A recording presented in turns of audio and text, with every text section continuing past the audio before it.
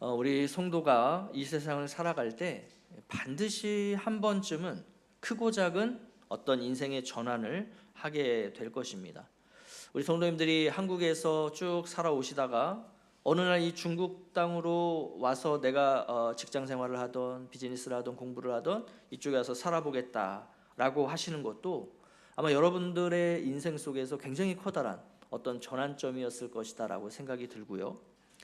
또 이제 여기서 우리가 뭐 수년에서 또 심지어는 수십 년을 살다가 한국으로 귀국하는 어떤 결정을 하는 것도 우리의 인생에서 굉장히 커다란 전환이 될 것이다라는 생각이 듭니다.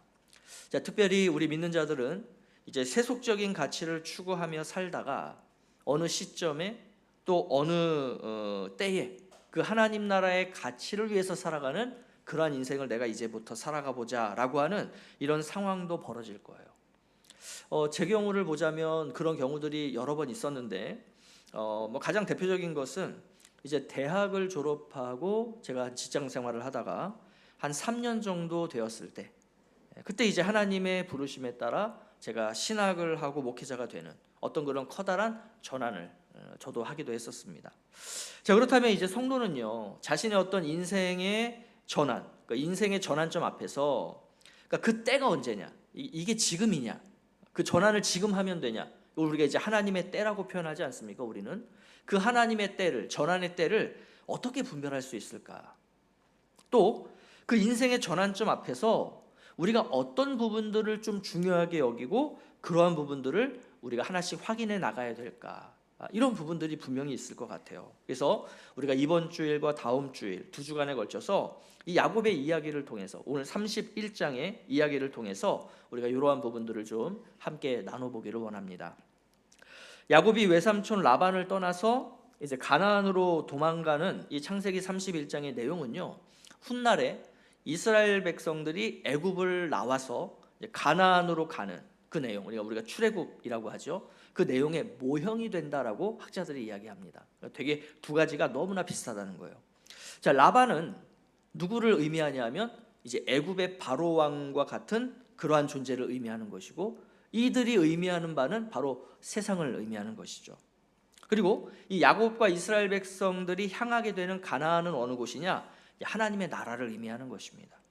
또 그 세상, 즉 야곱에게는 밧단 아람이 될 것이고 이스라엘 백성들에게는 이제 애굽이 되겠죠. 그 세상을 떠나서 하나님의 나라로 향하는 삶의 전환이 이루어지는 이 두 이야기에는 그러니까 공통점들이 되게 많아요.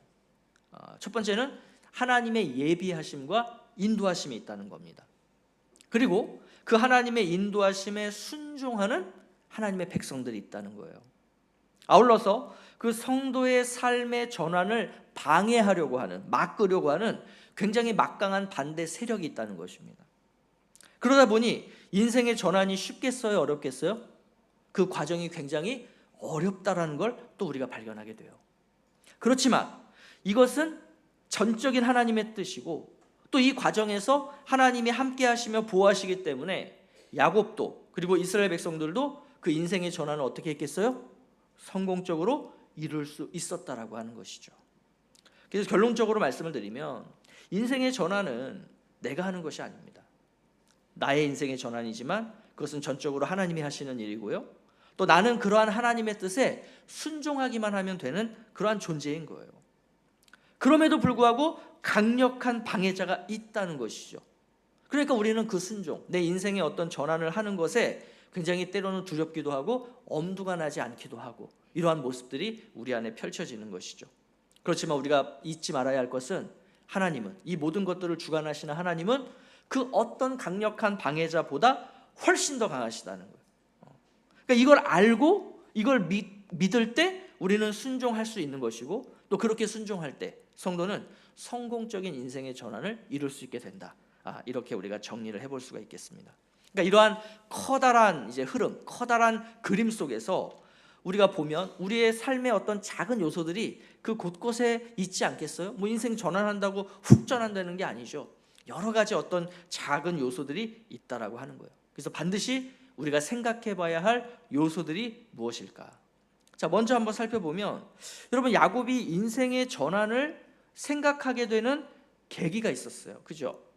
그 계기가 사실은 오늘이 처음 아니에요. 원래 야곱은 6년 전에 그 라헬을 통해서 요셉을 낳았을 때, 야, 이제 내가 아버지가 있는 가나안 땅으로 돌아가야 되겠구나라는 생각을 했단 말이에요. 그러니까 이미 벌써 그때 이 인생의 전환을 해야 되겠다라고 하는 생각을 했어요. 그래서 나 가나안으로 돌아갈 테니 좀 돌아가게 해달라고 외삼촌 라반에게 이야기를 했죠. 근데 그때도 라반이 어떻게 해요? 안 된다, 가지 마라. 야, 너도 나 때문에 복 받고 나도 너 때문에 복 받았는데 지금 가면 안 된다. 이렇게 그래서 서로 간에 쌍방에 합의를 하죠. 그러면서 합의를 하면서 야곱이 요구한 게 뭐냐면, 그러면 삼촌, 그 삼촌에게 있는 그 아롱지고 점 있고 검은 양들은 그럼 내 소유가 되게 해주십시오. 이렇게 서로 간에 쌍방에 합의를 하고 나서 야곱이 계속 바단 아람에 있게 되었던 것이죠. 자, 그 이후로 하나님께서 야곱의 인생 가운데 어떻게 행하셨냐면 이 야곱을 부유하게 하셨다. 이렇게 이제 우리가 지난 주일에 살펴봤죠. 자, 그렇게 이제 6년이 지난 거예요. 6년이라는 시간이 지난 어느 날 이제 야곱이 이제는 진짜 떠나야 되겠다. 내가 여기서 민기적거리고 있을 때가 아니다. 아버지가 있는 가나안 땅으로 이제는 돌아가자라고 확실한 결단을 하게 되는 계기가 오늘 본문에 있죠.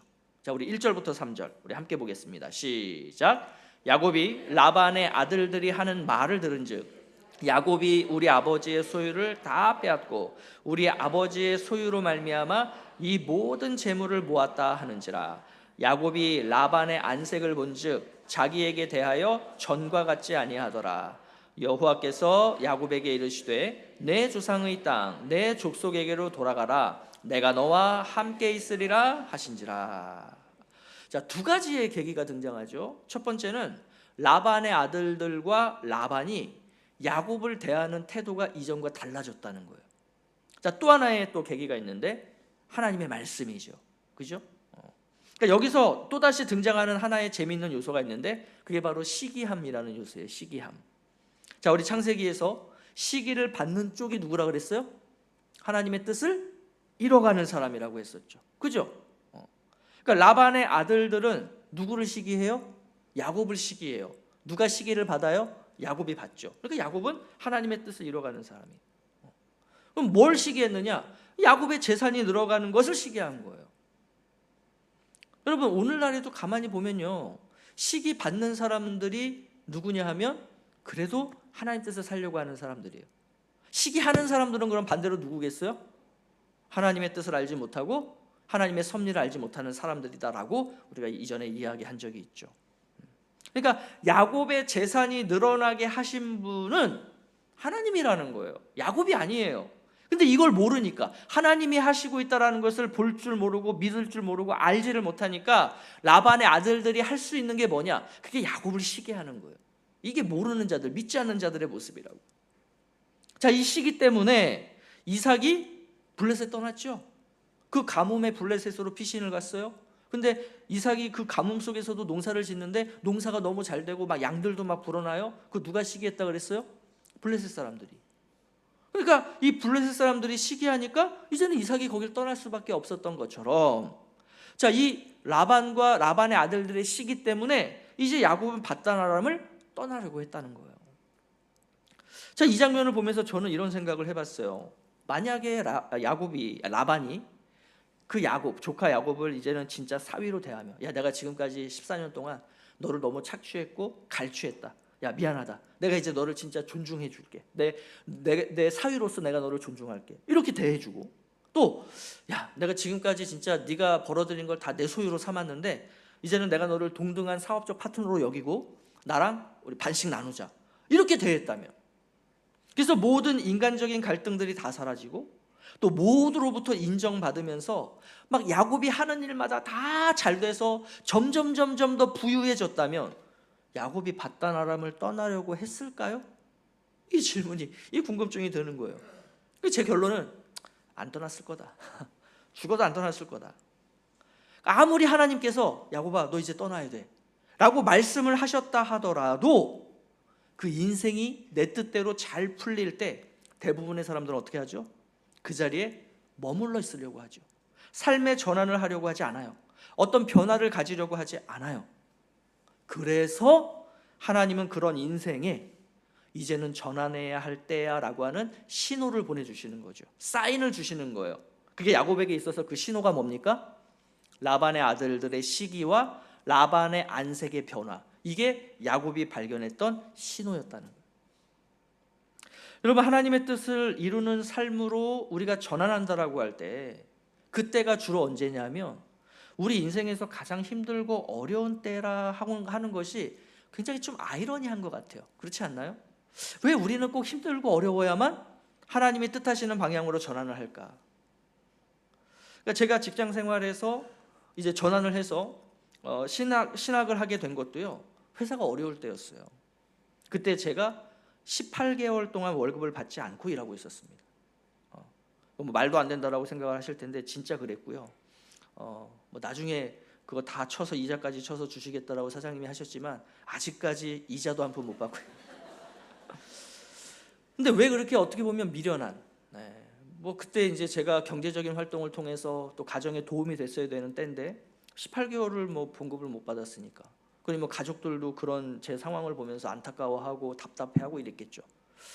근데 그럼에도 불구하고 제가 그렇게 버텼던 것은 나름의 또 비전이 있었고, 또 이 젊을 때의 경험과 고생이라고 하는 것은 언제든 나에게 유익함으로 다가올 거다라고 생각을 했기 때문에 버텼던 거예요. 자, 그러던 어느 날 저를 위해 기도해 주시는 어머니, 그 다음에 저를 위해 기도해 주시는 우리 담임 목사님이 정말로 진짜 서로 짠 것처럼 한 하루 이틀의 간격을 두고 저한테 말씀을 해주시는데 똑같은 말씀이었어요. 이제 신학 좀 해보면 어떻겠냐고. 저는 이게 인생의 전환을 하라시는 하나님의 사인인가라고 저는 여겼던 거예요. 그러니까 하나님의 말씀으로 여겼던 거죠. 그러니까 어떻게 보면 제 삶이 제 뜻대로 되어가지 않고 있을 때 그때 하나님의 말씀이 들리더라는 거예요. 그러니까 지금도 제가 이런 생각을 해보는 거죠. 만약에 그때 회사가 진짜 잘 나가서 잘 운영이 되어서 제가 회사 안에서 막 많은 연봉과 보너스를 받고 그리고 막 인정도 받고 막 계속해서 승진해 나갔다라고 한다면 과연 제가 인생을 전환했을까? 그래서 신학교를 갔을까? 아마도 전환하지 않아야 할 성경적인 이유를 하나님 앞에 계속 얘기를 하면서, 하나님 저 이 비즈니스에서 선교할 거예요, 제가 만나는 자들에게 복음 전할 거예요, 그게 목회자가 되고 선교사가 되는 것보다 훨씬 더 훌륭하잖아요, 아마 이런 이유들을 대면서 계속 직장 생활을 지금까지 하고 있지 않을까라는 생각을 해봅니다. 여러분, 혹시 인생이 내 뜻대로 잘 풀리지 않는 상황 가운데 계십니까? 그 이유와 원인을 세상적인 시각으로 바라보지 마시고 나를 향하신 하나님의 섭리와 뜻이 무엇인가를 그렇게 한번 생각해 보시면 좋겠어요. 그럴 때 우리는 그 잘 풀리지 않는 나의 인생 가운데 심오한 하나님의 어떠한 뜻이 있다라는 것을 반드시 발견하게 될 것이고, 또 하나님이 주시는 어떤 사인과 그 말씀이 내 눈에 보이고 내 귀에 들리기 시작할 거예요. 이제 야곱은 하나님이 주신 그 사인과 함께 또 떠나라 하시는 하나님의 말씀까지 명확하게 알게 됐잖아요. 명확하게 듣고 보게 됐잖아요. 그럼 이제 어떻게 하면 돼요? 결단하고 떠나면 될 일이죠. 근데 이제 야곱이 바로 그렇게 결행을 하지 않아요. 여기에서 야곱의 지혜가 엿보여요. 우리가 이걸 좀 살펴보려고 합니다. 몇 가지를 살펴볼 텐데 우리가 오늘은 한 2가지 정도를 살펴보고 또 다음 주에 한 2가지를 살펴보려고 합니다. 자, 첫 번째로 야곱은 함께 할 사람들인 아내들과 소통하고 그 아내들을 설득하는 과정을 갖습니다. 다시 말해서 내가 하나님의 말씀을 받았다라고 해서 그것을 억지로 하지 않았다는 거예요. 여기서 등장하는 말이 뭐냐면 순리대로 행했다는 겁니다. 순리대로. 여러분, 순리라는 말 우리가 종종 쓰지요. 아마 세상에서는 많이 안 쓰지만 세상에서도 가끔 써요. 순리. 그러면 이 순리라는 의미가 뭡니까? 그냥 지나가는 어떤 상황과 시간과 자연스럽게 되어져가는 어떤 상황들 속에서 일을 해나가는 것을 이제 순리라고 세상은 표현하는데 성경적인 표현은 아닙니다. 성경이 말씀하시는 순리의 개념은 뭐냐면 하나님 나라 가치에 따라서 하나님의 때에 맞게 어떤 과정을 이루어가는 것을 의미해요. 하나님의 가치에 따라서 하나님의 때에 맞게 어떤 과정을 이루어가는 것. 그러면 순리대로 되는 건가 안 되는 건가를 점검할 수 있어야 되잖아요. 어떻게 점검할 수 있을까요? 그 일 속에, 내가 하려고 하는 그 과정 속에 하나님의 예비하심이 있느냐. 내가 지금까지 이걸 하기 위해서 뭔가를 준비했을 텐데 그 준비하는 속에 하나님의 예비하심이 있느냐 없느냐를 확인해 보시면 돼요. 자, 야곱의 경우에는 그게 뭐냐면, 자, 이제 밧단 아람을 떠나기 위해서는 누가 지금 함께 할 수밖에 없냐면 아내들이 함께 할 수밖에 없는 거예요. 근데 이 아내들은 누구냐면 내가 지금 떠나려고 하는 대상인 라반의 딸들이라고요. 그러니까 이 아내들이 떠나겠다라고 동의해 주지 않으면 나 혼자 가야 되는 거예요. 애들도 못 데리고 가겠죠. 그래서 지금 야곱이 뭘 하냐면 아내들을 설득하려고 하는 거예요. 그러면 아내들이 이 아버지를 떠나지 않으려고 생각을 했으니까 설득을 하려고 한 거죠. 만약에 내가 얘기하면 우리 아내들은 즉각 순종해서 같이 가요. 이러면 뭐하러 설득해요? 가자 하면 가는 거지. 근데 가자 했을 때 왜? 이럴 게 뻔하니까 설득을 해야 되겠구나. 그래서 막 설득을 해요. 그러면 그 설득의 논리가 뭐냐? 야곱이 가진 이 아내들에게 내가 이렇게 논리적으로 설명을 하면 내 아내들이 나와 함께 가겠구나. 그 논리가 뭐냐면 내가 당신들의 아버지 라반을 위해서 어떻게 살았는지 알지? 알지. 근데 당신들의 아버지 라반이 나를 어떻게 대했는지 알지? 알지. 그러면 어떻게 해야 돼? 떠나야 되겠네. 그러니까 이게 야곱이 가졌던 논리예요. 그 속에 하나님의 역사하심과 인도하심이 있다는 것을 아내들에게 막 설득을 해서 함께 가자. 자, 그러자 아내들이 이렇게 반응해요. 자, 14절부터 16절 우리 함께 보겠습니다. 시작. 라헬과 레아가 그에게 대답하여 이르되 우리가 우리 아버지 집에서 무슨 분깃이나 유산이 있으리요? 아버지가 우리를 팔고 우리의 돈을 다 먹어버렸으니 아버지가 우리를 외국인처럼 여기는 것이 아닌가? 하나님이 우리 아버지에게서 취하여 가신 재물은 우리와 우리 자식의 것이니 이제 하나님이 당신에게 이르신 일을 다 준행하라. 어떻게 하겠다는 거예요? 함께 떠나겠다는 거죠. 근데 여러분, 이게 성경에 왜 이 내용이 어떤 맥락에서 기록되어 있냐면요, 야곱이 아내들을 설득하기 전에 이미 하나님께서 야곱의 그 아내들의 마음과 생각을 다 움직여 놓으셨다라는 것을 드러내 보여주는 게 지금 우리가 읽었던 부분이에요. 그러니까 야곱은 설득하려고 했는데 이미 아내들이 어떻게 돼 있는 거예요? 설득되어져 있었던 거예요. 자, 이걸 우리가 뭐라고 표현할 수 있냐면 하나님의 예비하심이라고 표현할 수 있는 거죠. 그러니까 하나님이 예비하지 않으셨다면 아무리 내가 이렇게 설득을 해도 이쪽에서는 떠나지 않아야 할 수많은 명분과 심지어 하나님의 말씀을 가지고도 이야기할 수 있다고요. 우리가 아무리 옳고 선하고 유익하고 정의로운 일이라고 하더라도요, 그거를 순리대로 하지 않을 때 반드시 문제가 발생합니다. 나에게 정답이 있다. 그 정답을 모르는 너희들은 그저 내가 시키는 대로 하면 돼. 이게 하나님 뜻이야. 라면서 그 주변 사람들에게 인생의 전환을 강요하는 것은요, 여러분, 이것은 순리에 따른 것이 아니라는 거예요. 더디더라도 순리대로 살아가는 삶이 우리 성도들의 삶이어야 하고 그 커다란 인생의 전환점 앞에서는 더더욱 그래야 되겠죠. 그죠? 자, 하나님께서 어떻게 하신다고 그랬어요? 방향과 목적은 알려주시지만 그 방향과 목적에 어떻게 도달해야 되는지에 대해서는 우리에게 맡기신다 그랬죠. 야곱에게 맡기셨다 그랬죠. 그죠? 그러니까 순리대로라고 하는 것은 바로 여기서 그 어떻게에 해당되는 이야기예요. 자, 하나님이 목적을 그리고 방향을 말씀해 주셨어요. 그럼 우리는 저 목적으로 어떻게 이루지? 저 방향으로 어떻게 가지? 이 어떻게라고 하는 이야기가 뭐냐? 그게 순리대로라고요. 순리대로. 어떻게 하면 돼요? 순리대로? 하나님 나라의 가치에 따라서, 그리고 하나님의 때에 맞춰서. 그러면 내가 그 일을 하려고 할 때 하나님의 예비하심이 나에게 분명히 목격이 되느냐, 내가 분명히 그것을 그렇게 해석할 수 있느냐, 이게 중요하다고. 인생의 전환이라는 것은 작은 일이 아니에요. 그런데 함께 할 사람들에게 동의를 구하지 않고 이게 하나님의 뜻이니 무조건 나를 따르라, 여러분, 이거는 무식하고 무지한 겁니다. 야곱은요, 아까 몇 년 걸렸다고 그랬어요? 처음에 요셉이 태어났을 때 떠나려고 했을 때 그때 안 됐다고요. 그러면 그때로부터 지금 얼마가 지났느냐? 6년이라는 시간이 지난 거예요. 그러니까 6년 걸린 거예요. 내가 하나님 앞에서 인생의 전환을 생각하고 계획한 때로부터 6년이 지나서야 그걸 비로소 실행할 수 있었다고요. 만약 6년 전에 야곱이 인생의 커다란 전환을 강행했다면 아내들이 어떻게 했겠어요?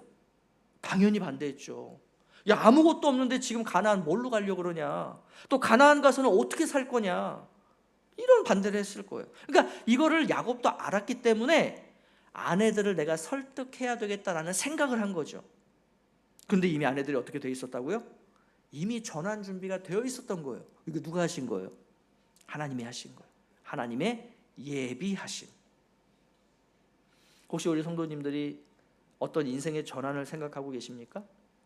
뭐 인생의 전환이라는 것은 내가 하고자 하는 어떤 가치의 전환일 수도 있고, 또 방향의 전환일 수도 있고, 어떤 커다란 삶의 전환, 여러 가지의 인생의 전환이 우리 안에 있겠죠. 그렇다라고 한다면, 여러분이 그것을 하려고 하신다면 반드시 함께 해야 할 사람들을 성경적으로 설득하십시오. 자, 이 과정에서 하나님의 예비하심이 무엇인가를 생각해 보십시오. 야, 이게 진짜 하나님이 예비해 두신 건가? 이거 내가 지금 억지로 하려고 하는 거 아닌가? 이거 순리대로 진행되는 게 맞는가? 라고 말이죠. 자, 그럴 때 우리 인생의 전환은 하나님이 이루시고, 또 하나님이 이끄시고, 하나님이 행하시는 하나님의 일이 되는 것입니다. 그럴 때 우리의 인생의 전환은 성공적인 인생의 전환이라고 하는 거예요. 자, 두 번째로 야곱은 지금까지의 상황을 하나님의 관점으로 해석합니다. 지금까지의 그 상황들을 하나님의 관점에서 해석해요. 자, 야곱은 지금까지의 상황을 이렇게 해석하죠. 환경과 조건은 나를 부유하게 만들어줄 수 없었지만 내가 부유하게 된 것은 하나님께서 하신 일이다. 그러니까 이게 야곱이 자신의 인생, 지금까지 어떤 것들을 해석하는 가장 기본적인 틀이에요. 내가 이룰 수 있는 것이 아무것도 없었어. 환경도 나를 따라주지 않았어. 조건도 나에게 불리해. 그런데 내가 부유하게 된 이유, 이건 하나님이 하셨다라고 밖에는 설명이 안 돼. 이게 야곱의 태도였다고요. 점있고 아롱지고 얼룩무늬 있는 것들이 비정상적으로 많아진 거잖아요. 그래서 야곱의 소유가 된 거잖아요. 여러분, 야곱이 잘하는 게 있었어요? 그 잘하는 게 뭐였냐면 양치는 일이었어요. 그러면 여러분들에게도 잘하시는 어떤 일이 있죠. 여러분들의 전공이나 여러분들의 그런 것들이 있죠. 내가 제일 잘하는 거, 전문가, 여러분들에게 있는 전문가성. 그 전문가성이 아무리 있다 해도 내가 어떤 일을 이루는 거하고는 사실은 다른 경우들이 많죠. 그죠? 가령 예를 들어서 야곱은 양을 치는 일에 있어서는 전문가였어요. 근데 이 전문가, 양의 전문가도 할 수 없는 일이 있죠. 그게 뭐냐면 흰 양과 흰 양을 교배했는데 거기서 태어나는 새끼들이 다 아롱지고 점있고 얼룩진 양을 태어나게 하는 거. 이거는 양의 전문가도 할 수 없는 일이죠. 왜? 그건 자연적이지 않은 일이고 상식적이지 않은 일이니까요. 그러니까 양을 잘 아는 야곱 입장에서 누구보다도 이것을 잘 알고 있었다라는 거예요. 아울러서 라반이 자신을 착취하고 또 이용하려고 했지만 그 속에서도 뭘 발견했냐면 내가 성장했구나, 내가 발전했구나. 그럼 내가 왜 이렇게 그 착취와 억압 속에서도 내가 어떻게 이렇게 성장하고 발전할 수 있었지? 그 이유가 뭐라는 거예요? 하나님의 함께 하심과 하나님의 보호하심. 이거 말고는 내가 설명할 방법이 없다는 거예요. 그게 야곱이 자신의 인생을 하나님의 관점에서 바라보고 해석한 방식이에요. 자, 7절 9절 볼까요? 자, 다 함께 시작. 그대들의 아버지가 나를 속여 품삯을 10번이나 변경하였느니라. 그러나 하나님이 그를 막으사 나를 해치지 못하게 하셨으며 하나님이 이같이 그대들의 아버지의 가축을 빼앗아 내게 주셨느니라. 여러분, 이렇게 해석이 되냐는 거예요, 내 인생이. 근데 자, 아까 우리가 야곱 이야기는 뭐의 모형이 된다 그랬죠? 출애굽 이야기의 모형이 된다. 자, 하나님께서 그러니까 라반이 야곱을 속여서 10번이나 품삯 조정을 했다라고 표현하잖아요. 근데 출애굽 이야기에도 이와 유사한 어떤 그 요소가 있죠. 그게 뭐예요? 애굽의 10가지 재앙이에요. 자, 하나님이 왜 애굽의 10가지의 재앙을 내리셨을까요? 바로가 10번이나 약속을 어겼기 때문이에요. 자, 하나님께서 모세를 통해서 너 바로에게 가서 내 백성 이스라엘을 놓아줘라. 그래서 이들이 애굽 밖에서 나를 예배하도록 해라. 자, 이렇게 했을 때 바로가 알았다고 했다고요. 알았다고. 그렇게 하겠다라고. 그래 놓고는 이스라엘 백성들이 떠나려고 할 때 그걸 번복하는 거예요. 안 된다. 그래서 재앙을 내리세요. 자, 재앙을 내리면 바로가 어떻게 해요? 죄송하다고, 잘못했다고, 제가 이스라엘 백성들 당장 풀어주겠다고. 그러면 이제 재앙이 사라지죠. 그러면 이제 또 막 떠날 준비해요. 그러면 이제 바로가 또 어떻게 해요? 안 된다고 또 막는 거예요. 그걸 몇 번을 번복해요? 10번을 번복해요.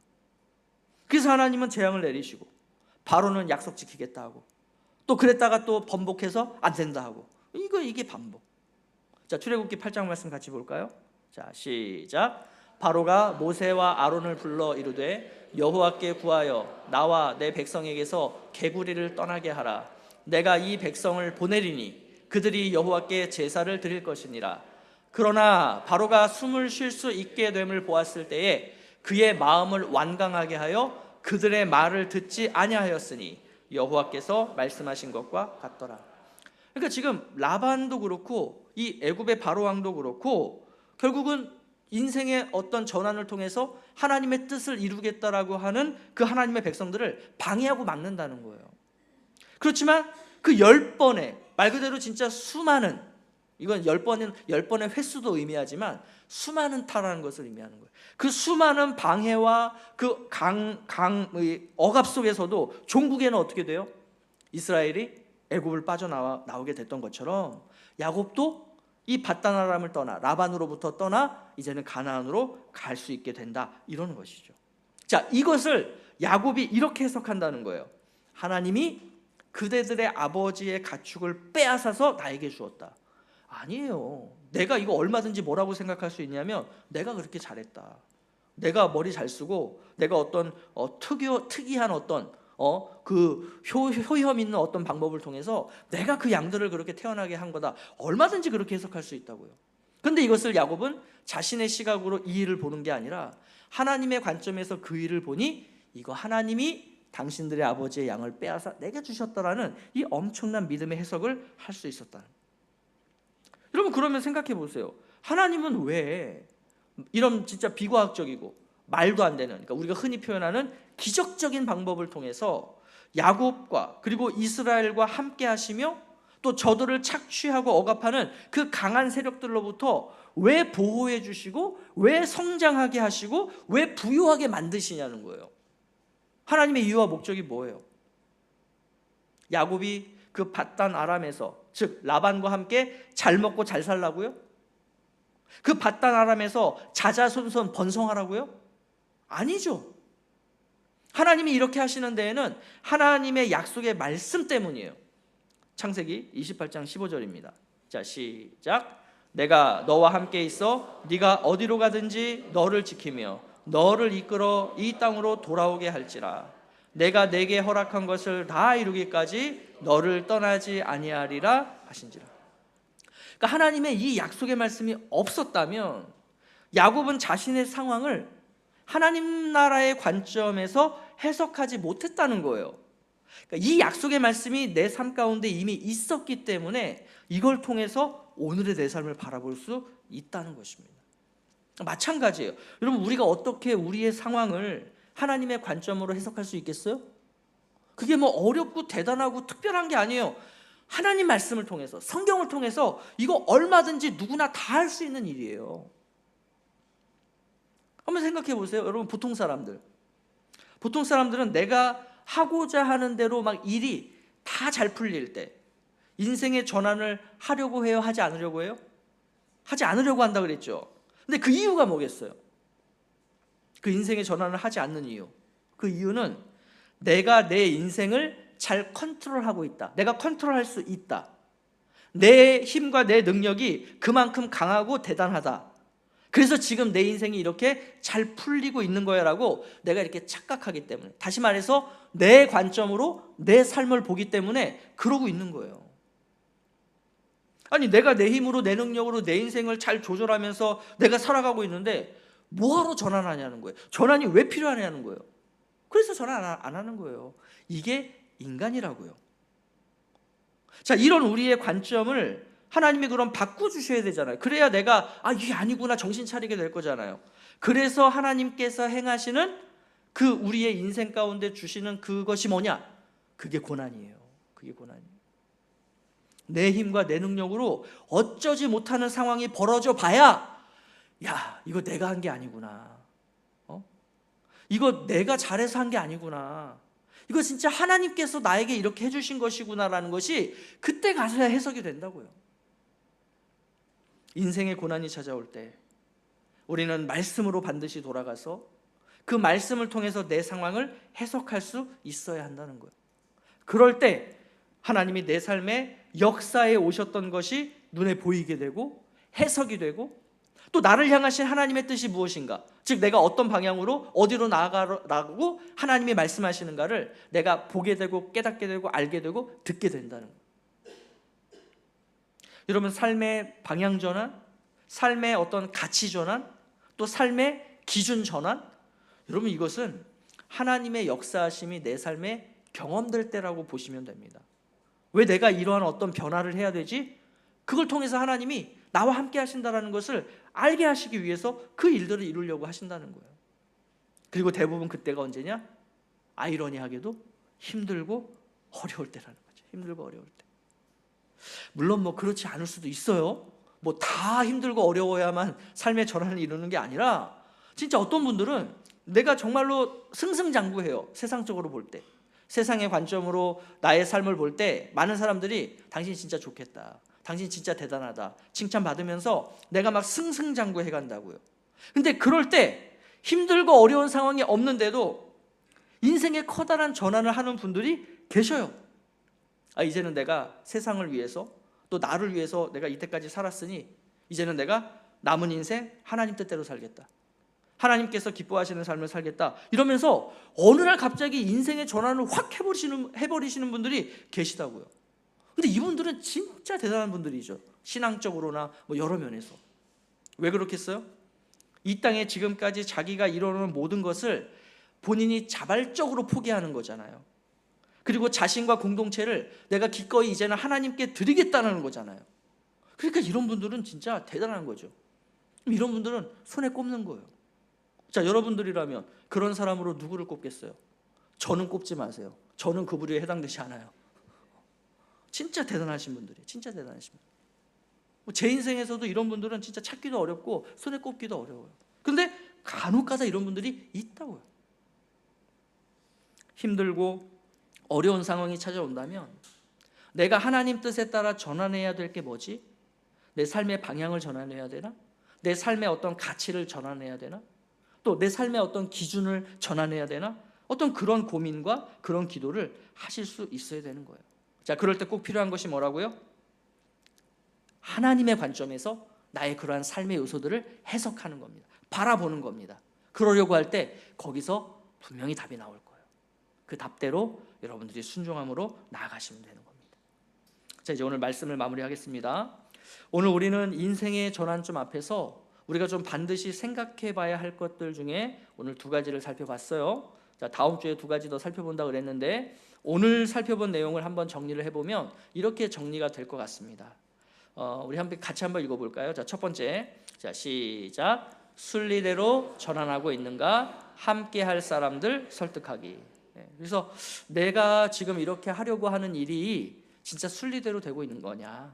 이게 정말 하나님 나라의 가치에 따라서 하나님의 때에 맞게 이게 지금 되어져서 내가 이거를 전환해야 되는 거냐? 그럼 이거를 확인할 수 있는 제일 좋은 방법이 뭐라는 거예요?